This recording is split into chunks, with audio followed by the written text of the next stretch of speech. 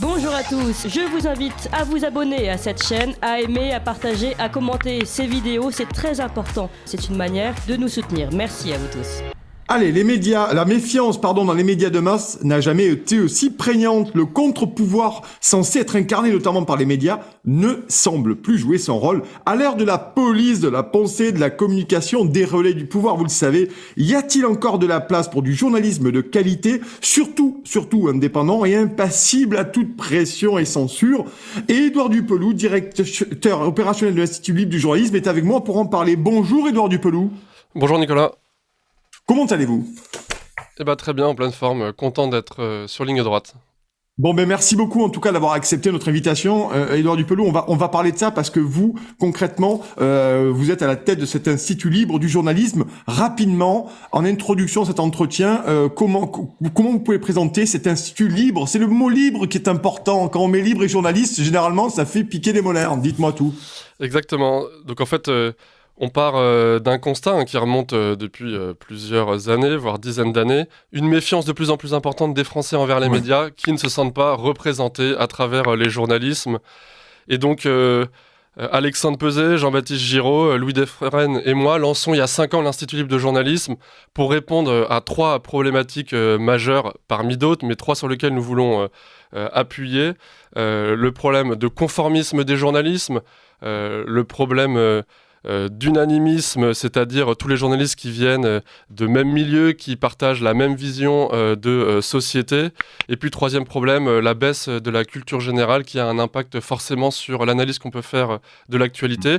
On a conscience qu'il y a plein d'autres problèmes, le flux d'infos en continu, il peut y avoir plein d'autres sujets, mais on ne peut pas agir sur tous les problèmes. Nous nous concentrons sur vraiment les problématiques de conformisme, de manque de pluralisme. Et l'idée, c'est de lancer des jeunes journalistes qui ne viennent pas des mêmes écoles, qui ne partagent pas la même vision du monde que la majorité des étudiants en école aujourd'hui, afin de lancer des jeunes qui porteront d'autres sujets, qui iront mettre sur la scène publique des sujets peu abordés par la majorité des journalistes. Vous abordez 2 points fondamentaux à mon sens. D'une part, l'endogamie des journalistes, des médias, donc une endogamie physique, géographique, mais aussi intellectuelle, je le crois. Et puis cette baisse culturelle également sur l'endogamie. Aujourd'hui, est-ce que vous pensez que l'Institut libre du journalisme est-il un antidote à ça ? Vous le dites, pour former des journalistes afin d'intégrer des grands médias. Mais est-ce que là, il y a possibilité, selon vous, Édouard Dupelou, de changer les choses par rapport à ça ? Oui, alors notre école s'est pas lancée non plus à n'importe quel moment. Elle a fait suite à un mouvement de recomposition politique dans la société. Tout un courant de pensée, tout un courant d'idées se réveille, aspire à faire de la métapolitique après avoir délaissé pendant des années le milieu de l'éducation, le milieu de la culture, le milieu du cinéma, et le milieu du journalisme. Donc on sent chez des jeunes ce souhait d'aller dans ce type de métier pour porter auprès des Français une vision de la société, des gens qui aiment leur pays, des gens qui ont une certaine vision de la famille, des gens qui sont fiers de leur histoire, des gens qui veulent œuvrer au bien commun. Et donc on répond à cette demande. Et puis il y a plusieurs manières de le faire. Déjà, beaucoup de nos étudiants, par exemple, n'ont pas fait leurs études et ont vécu en dehors de Paris, c'est-à-dire ont forcément une autre approche de la société. Ça peut être un des premiers éléments. Deuxième élément... vont avoir plutôt une vision chrétienne de la France, de l'identité française, du rapport à la vie, vont sur l'économie ne pas partager une vision on va dire marxiste ou teintée de marxisme qu'on peut apprendre à l'éducation nationale, et donc vont être plutôt favorables à des entrepreneurs dynamiques, aux PME. Sur l'histoire de France, ne vont pas avoir honte de leur histoire, mais au contraire vont vouloir montrer les grandeurs de notre histoire pour avoir si nous avons un passé commun et nous sommes fiers, alors nous aurons un avenir commun et nous construirons de grandes choses. Des journalistes qui ont plutôt cette vision positive de la société. Et avec ces jeunes, en les poussant dans les médias, on est persuadé que nous aurons ainsi des sujets dans l'actualité qui seront traités qui ne l'auraient pas été sinon. Alors, il y a une question aussi, le deuxième point que je voulais aborder avec vous, c'est finalement la baisse culturelle du niveau du journaliste. C'est-à-dire, ça veut dire quoi ? C'est des gens qui s'informent plus, qui ressortent sur les ondes de radio, de télé, un discours prémâché, une espèce d'idéologie prégnante. C'est ça aussi, selon vous, qui pose aussi problème ? Alors, la baisse de la culture générale, elle est dans toute la société. On en fait tous d'ailleurs partie. Moi, je suis persuadé que par rapport à nos grands-parents, on a une moins bonne culture générale sur un ensemble de sujets, donc on est tous le produit. Mais c'est un peu plus grave lorsqu'on est journaliste et qu'on a vocation à informer. Pour informer les gens, il faut connaître la complexité des sujets, connaître l'ensemble des facteurs qui peuvent rentrer en compte. Et si on a une mauvaise culture générale, si on ne connaît pas par exemple notre histoire, il est compliqué d'aller relater des faits d'actualité d'aujourd'hui. Soit on leur accorde trop d'importance, soit on n'a pas connaissance que ces faits se sont déjà déroulés sous d'autres manières, certes il y a quelques années, ce qui permet de relativiser. Soit on n'est pas capable d'amener les bons angles, d'amener la bonne analyse. Et ça biaise juste l'information où on le voit par exemple avec le wokisme, c'est un peu facile comme exemple, mais donc c'est des gens qui ont une pauvre culture générale et qui vont croire que c'est aujourd'hui que nous vivons les moments les pires en termes de discrimination et d'inégalité, bon même s'ils ont... Voilà. Mais donc c'est ça l'idée, c'est amener nos étudiants à travailler leur culture générale par la lecture, d'ouvrages, de grands classiques, d'essais politiques, d'essais historiques, par la lecture de la presse, aussi la presse qui pense différemment d'eux, la presse papier, les journaux radio, la télé ont quand même une vertu à force de s'intéresser à l'actualité, d'ouvrir un peu sa fenêtre et sa vision sur le monde. Non mais c'est extrêmement intéressant. D'ailleurs, j'imagine qu'ils doivent écouter Ligne Droite et probablement une partie de vos journalistes. En tout cas, merci d'être ici. Édouard Dupeloux, bien entendu, vous en avez parlé en introduction. La méfiance, mais j'ai envie de dire que c'est plus que la méfiance, c'est de la défiance aujourd'hui d'une bonne partie des Français contre, on va dire, les médias de masse, pour ne pas employer d'anglicisme sur cette antenne. Mais finalement, comment vous la considérez, comment vous l'analysez, cette défiance envers les grands médias traditionnels de masse, de grands chemins, pour reprendre certains termes?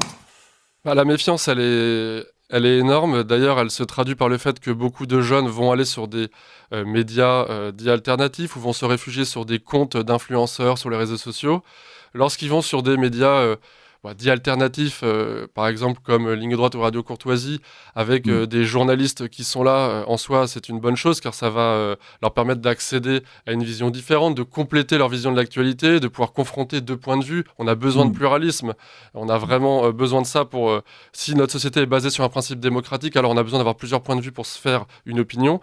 Mais par contre, lorsqu'ils vont se réfugier trop sur des influenceurs sur les réseaux sociaux, ce sont quand même des gens qui ne sont pas journalistes, qui n'ont pas cette formation, qui n'ont pas cette approche, qui ne sont pas forcément rémunérés pour aller recouper l'information, aller la sourcer, aller l'étayer par des témoignages. Et là, ça peut poser problème parce que ça peut les enfermer via les algorithmes dans une vision un peu répétitive, biaisée.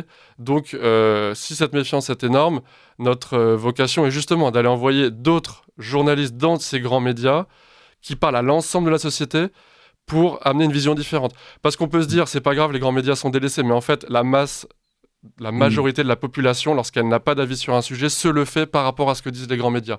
Certains sont politisés et vont aller chercher une vision différente dans des médias comme le vôtre ou dans des médias d'extrême gauche, etc.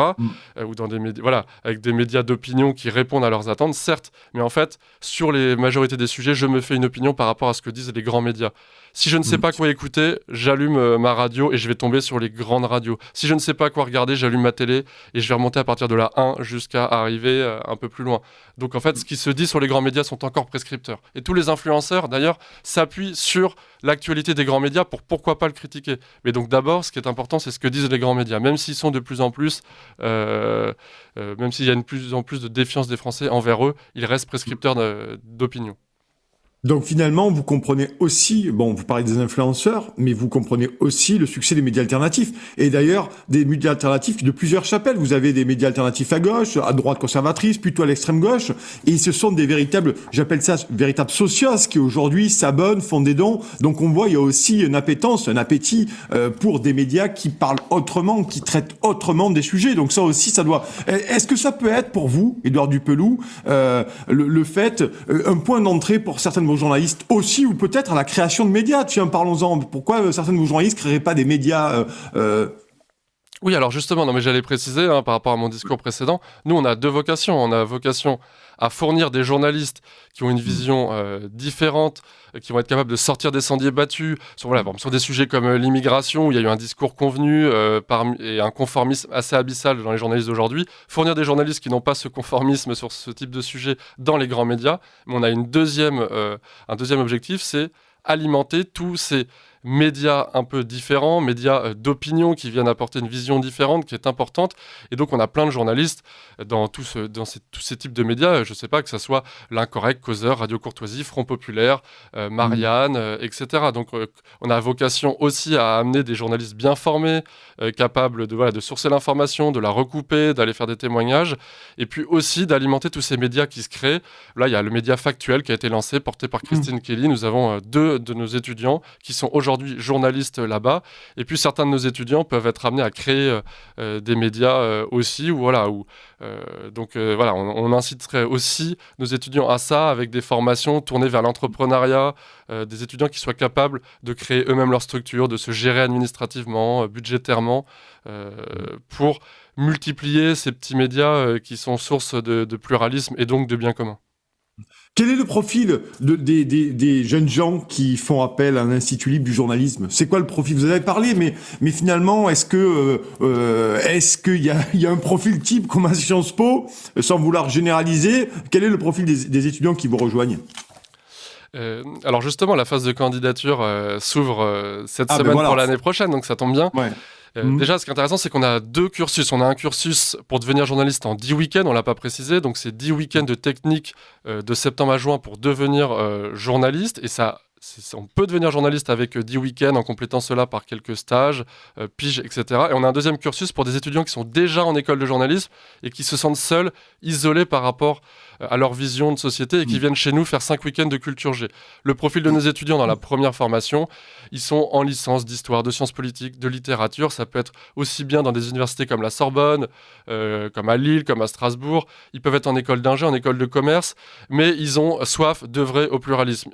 Ils sont sceptiques par rapport à la majorité des journalistes, à la vision du monde qu'on entend dans les médias, et ils veulent œuvrer au bien commun, porter une certaine vision de la France, de notre histoire, de notre économie, du couple, de la famille, et donc ils aspirent à devenir journalistes et à être des acteurs du bien commun dans la société. Voilà un peu leur style, et puis beaucoup qui ont fait leurs études en dehors de Paris et qui ont donc cette approche de la société plus proche de l'agriculture, de la ruralité peut-être aussi.